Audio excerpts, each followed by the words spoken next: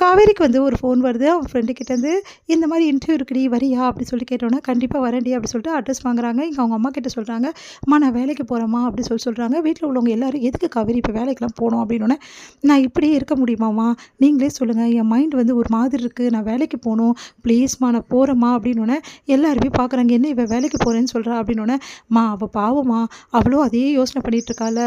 அவளுக்கும் வந்து மைண்ட் வந்து கொஞ்சம் ஃப்ரீ ஆகணும்ல. அதனால அவ போட்டும்மா அப்படின்னு சொல்லிட்டு கங்கா வந்து சொல்கிறாங்க. என்னடி நீ இப்படி சொல்கிற? இப்போ இருக்க சூழ்நிலையில் அதெல்லாம் அதுக்கு தாம்மா சொல்கிறேன். அவள் மனசும் மாறணும்லம்மா. அதுக்காக தான் வேலைக்கு தான் அனுப்பணுமா நம்ம அப்படின்னு சொன்னோன்னே, சரிடி சரி போயிட்டு வா அப்படின்னோடனே, தேங்க்ஸ்மா அப்படி சொல்லிட்டு கிளம்புறாங்க. இன்னொரு விஷயம், வெளியே போகிறோம் வேலைக்கு போகிறோம்னு நினச்சிட்டு அந்த பையனை மீட் பண்ணுறதோ இல்லை அந்த பையன்கிட்ட பேசுகிறதோ யோசனை பண்ணேன். அப்புறம் இந்த அம்மா என்ன செய்வேனே தெரியாது. அதை மனசில் வச்சுக்கிட்டு போ அப்படின்றாங்க சாரதா. சரிம்மா நான்லாம் பண்ண மாட்டேம்மா. நான் அதுக்கு ஒன்றும் போகலம்மா. வேலைக்கு தாம்மா போகிறேன். நம்புமா அப்படி சொல்லிட்டு கிளம்புறாங்க. நம்பி நம்பி தானே இப்படி இருக்கேன் அப்படி சொல்லிட்டு டென்ஷன் ஆகுறாங்க சாரதா. அம்மா விடுமா பார்த்துக்கலாம் அப்படி சொல்லிட்டு கங்கா சொன்னதால் சரின்னு சொல்லிட்டு அனுப்புகிறாங்க. இங்கே வந்து இன்டர்வியூக்காக வந்திருக்காங்க நம்ம காவேரி. உட்காந்துருக்கிறத பார்க்குறாரு ஒருத்தர் அங்கே ஒர்க் பண்ணுறவர். அவர் பார்த்துட்டு இவங்க விஜயோட ஒய்ஃப் இல்லை, சரி ஓகே விஜய்க்கு ஃபோன் பண்ணி சொல்லுவோம் அப்படி சொல்லிட்டு விஜய் கிட்ட சொல்கிறாரு.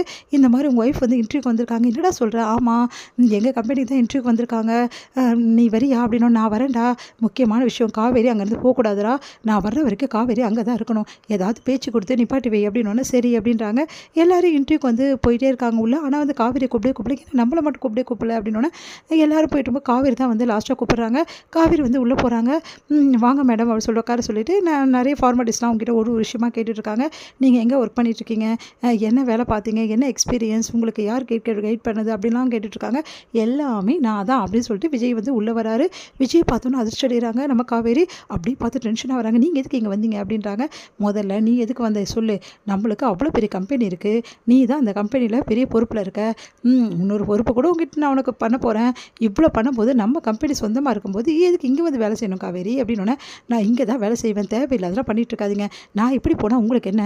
நீங்கள் தான் என்ன வேணான்னு சொல்லிட்டு அனுப்பிச்சிட்டிங்கல்ல, அப்புறம் எதுக்காக வந்து தொல்லை பண்ணுறீங்க அப்படின்னு சொல்லிட்டு கேட்குறாங்க. இங்கே பாரு காவேரி, நான் வந்து தொல்லை பண்ணுறதுக்காக வரல.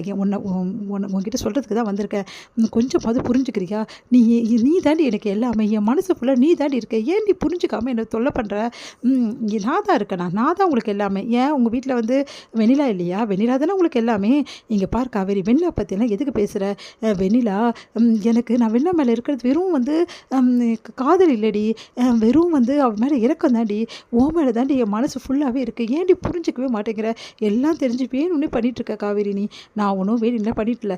முதல்ல நான் இங்கேருந்து கிளம்புறேன். இதுக்கப்புறம் என் அம்மா மனசை நான் உடைக்க முடியாது. அவங்க என் மேலே நம்பிக்கை வச்சு தான் வெளியே அனுப்பிச்சிருக்காங்க. இதுக்கப்புறம் அவங்க மனசை நான் காயப்படுத்த முடியாது. அதனால் இதுக்கப்புறம் எங்கள் அம்மா சொல்கிறது மட்டும் தான் நான் கேட்பேன். தயவு செய்து மரியாதை இங்கேருந்து கிளம்பிடுங்க அப்படின்னு சொல்லிட்டு போகிறாங்க. உடனே வந்து காவேரி ப்ளீஸ் காவேரி நான் சொல்கிறத புரிஞ்சுக்கோ அப்படின்னு போயிட்டே இருக்காங்க. ஒரு விஷயம் நெல்லு காவேரின்னு திரும்பி பார்க்குறாங்க. இங்கே பார், நல்லா சொல்கிறேன், நீ வரலன்னா எனக்கு அதை பற்றி கவலை இல்லை. ஆனால் நான் இன்னொரு விஷயம் சொல்கிறேன், உன்னை விட்டுட்டு நான் இருக்கவே மாட்டேன். நீ எங்கே இருக்கியோ இதுக்கப்புறம் நான் அங்கே தான் இருப்பேன். உன் மைண்டில் நல்லா ஏற்றிட்டு போ. நீங்கள் என்ன சொல்ல வரீங்க அப்படின்னோடனே, நான் சொல்கிறது கூடிய சீக்கிரம் உனக்கு புரியும். இதுக்கப்புறம் ஒன்றை நான் வர சொல்லி கட்டாயப்படுத்தவே மாட்டேன். ஆனால் நான் வருவேன்.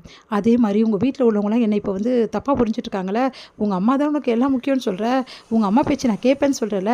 என் அம்மா பேச்சை நான் மதிக்கிறேன். இதுக்கப்புறம் என் அம்மா சொல்கிறது தான் முடிவு அப்படின்னு சொல்கிறல. உங்கள் அம்மாவே என் கூட உன்னை அமுச்சு வைப்பாங்க.